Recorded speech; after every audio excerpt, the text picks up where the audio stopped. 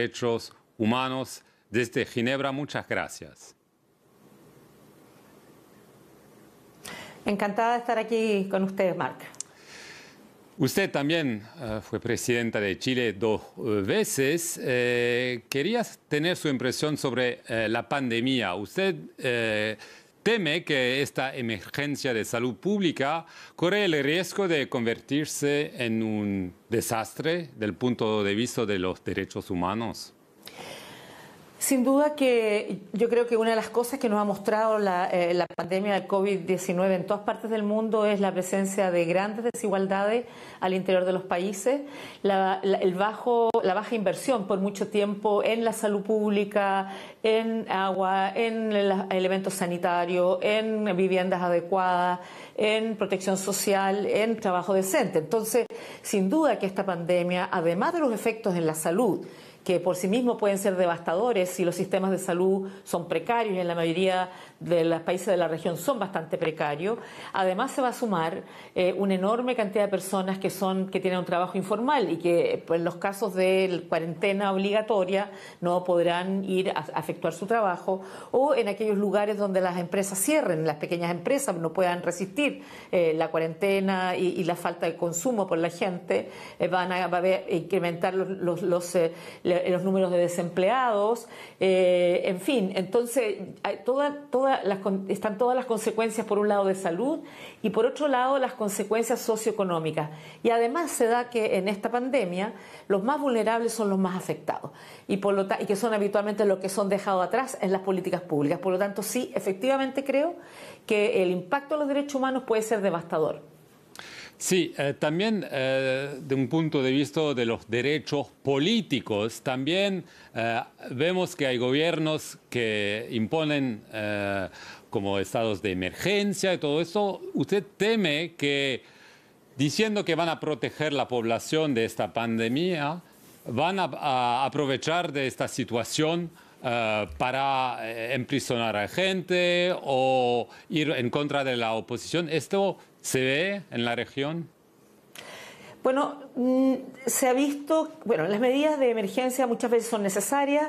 Muchos países los tienen contemplados dentro de la Constitución y son leyes aprobadas por todos los poderes del Estado, por lo tanto son elementos regularizados que responden a un Estado de Derecho.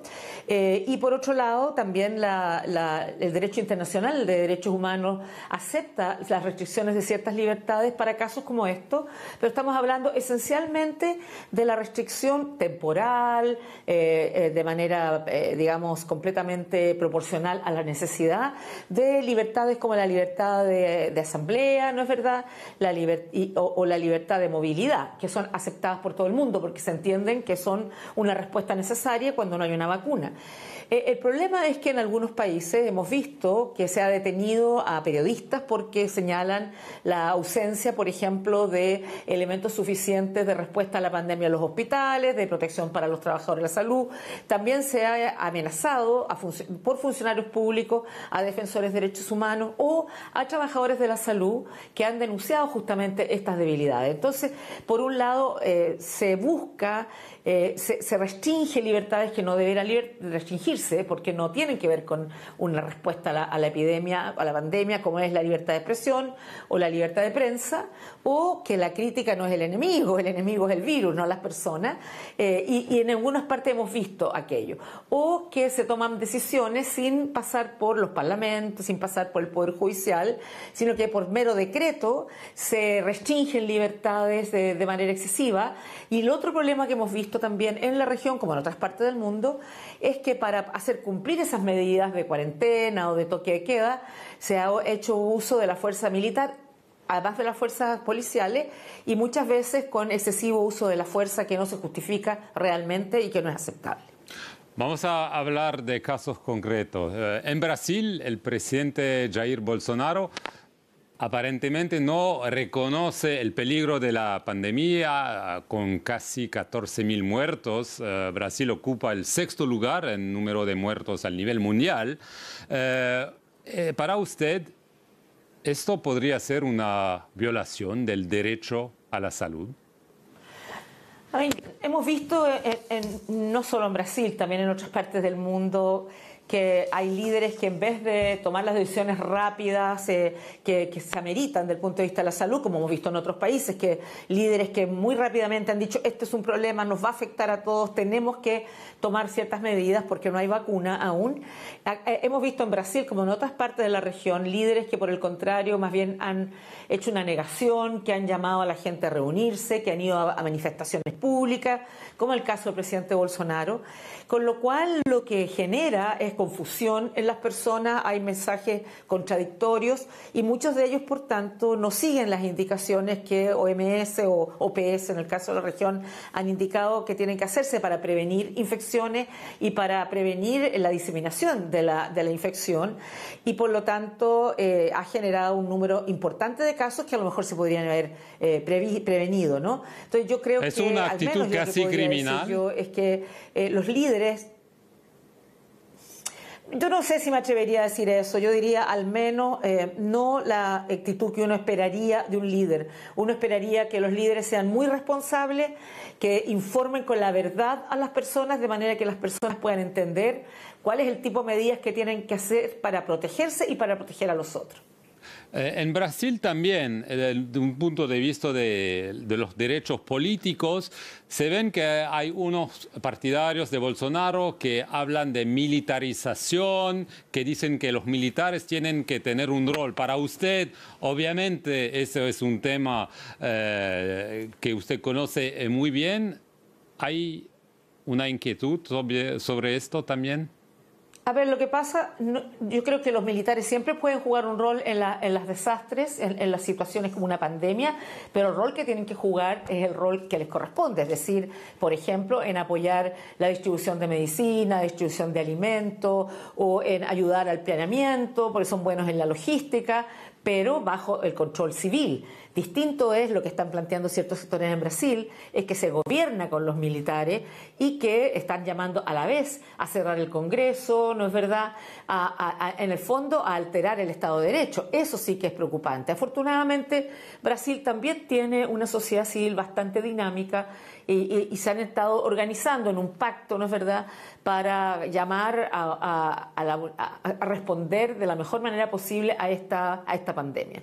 El otro problema que nos preocupa en Brasil es prisiones sobrepobladas, entonces, y con altos niveles de infección, con lo cual también eso es un riesgo mayor para ellos y para sus familias. Sí, quiero hablar de un otro ejemplo donde hay tensión. El Salvador, su organización ha denunciado la administración del presidente Bukele por socavar el Estado de Derecho, pidió a las autoridades de investigar supuestas violaciones a derechos humanos. Vimos todas esas fotos de prisioneros. ¿Cuál es la situación en El Salvador y las autoridades, el presidente, qué responden a esas críticas?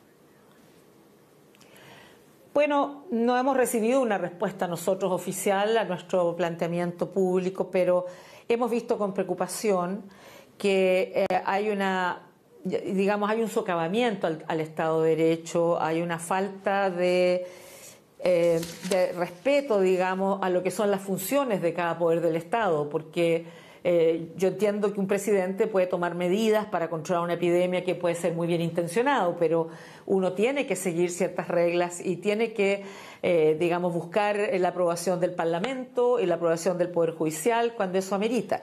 Y el presidente públicamente ha dicho que va a ignorar las instrucciones del Poder Judicial o de la Corte Suprema, y eso creo que, de nuevo, socava la democracia, socava el Estado de Derecho, y eso es muy preocupante.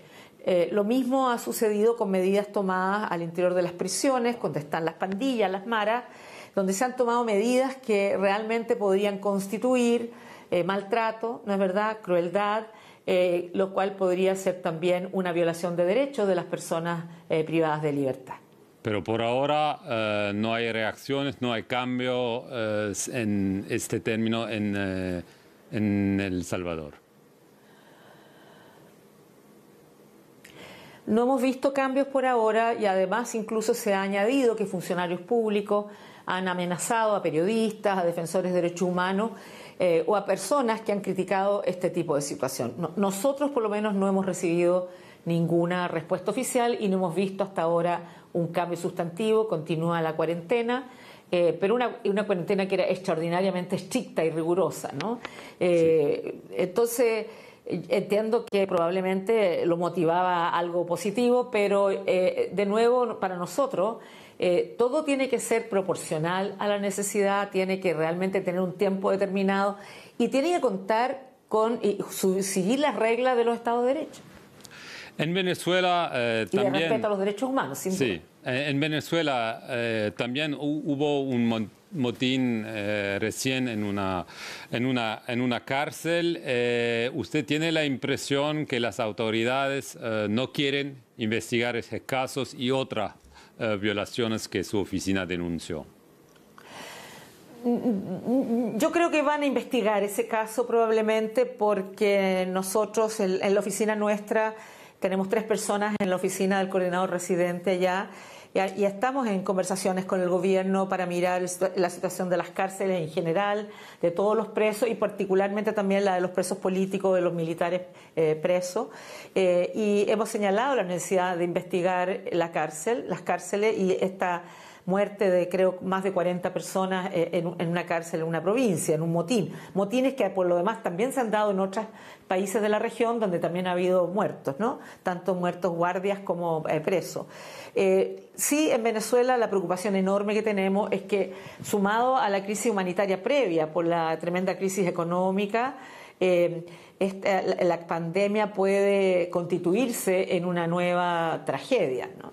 También vemos muchos refugiados o migrantes que estaban en otros países de América Latina, pero que ahora están buscando volver porque dado la situación en el resto de los países se han quedado sin trabajo, no tienen ingresos y han optado por volver a Venezuela. Pero también muchos de ellos se han quedado en las fronteras porque esos países tienen cerrado la frontera y por lo tanto buscan cómo llegar poniendo en riesgo su vida y la de sus familiares.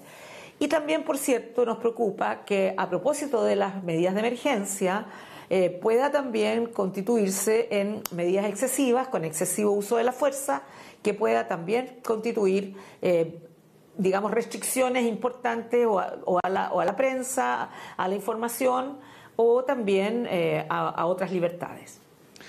Sobre Venezuela hay sanciones de Estados Unidos. ¿Qué opina sobre este tema? Bueno, nosotros el 24 de marzo ya sacamos una declaración pública señalando que las sanciones que pueden impedir y obstaculizar que los países puedan dar una respuesta efectiva a la pandemia debieran ser levantadas o suspendidas, ¿no? Hemos conversado también con Estados Unidos al respecto, señalando, a pesar de que ellos nos señalan que las instrucciones del Tesoro son que estas sanciones no debieran ser aplicadas a situaciones humanitarias, a medicamentos, a equipamiento. La verdad es que los bancos están aplicándolas, que compañías están aplicándolas, que barcos no traen elementos si tienen que llegar a Venezuela por temor a represalias, ¿no es verdad?